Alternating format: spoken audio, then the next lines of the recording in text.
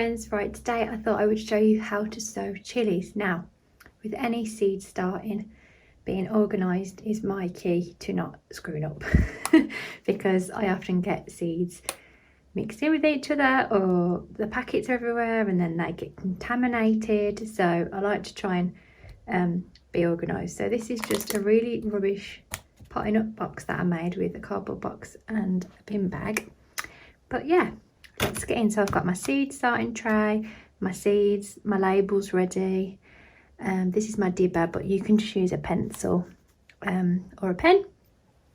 And then I have got my seed mix ready.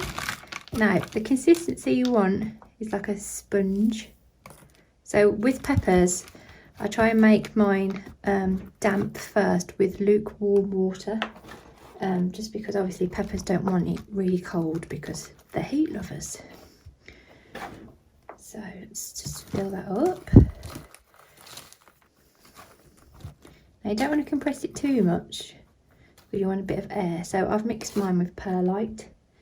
So just remove any big things like that. And then what I'm going to do is I'm just going to get another tray and I'm just going to push it down ever so gently just so it's flat. And then I'm going to put my seeds in. So I'll show you which ones I've got. So I've got a lemon spice jalapeno, a normal cayenne, a habanero, and a Scotch bonnet. So what I'm going to do is I'm going to use my dibber, but you can just use a pencil like I said, and I'm just going to go in really gently. Can you see that it's got the holes? So peppers only want to go about 1/4 inch. So I'm going to put my labels in the rows. 1. And I'm not going to put them all across because I'll forget which one was first. So here's my seeds. I'm just going to pop that in. You see it's not very deep at all. 2,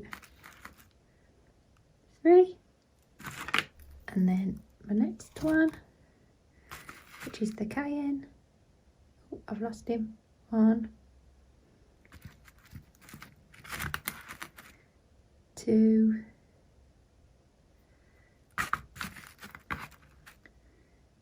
3, the habanero, 1, 2, that one's a bit too deep, so I'm just going to make an indent. 3, and then the Scotch bonnet. 1, 2, 3. Okay, so now what I'm going to do is I'm going to cover that up with some vermiculite.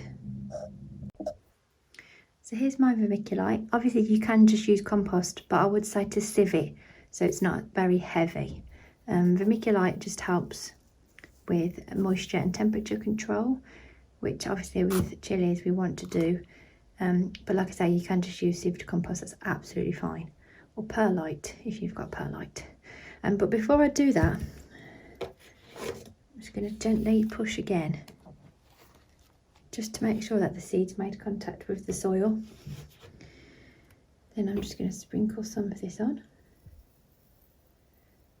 Just a light layer, just so they're covered.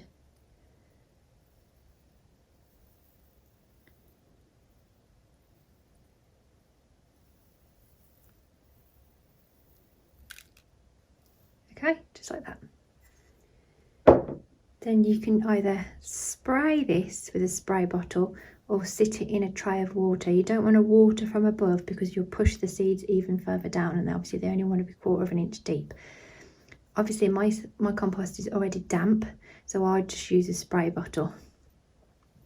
And that's chilies. What I will say is you don't have to use a tray like this. You can sow them into individual pots.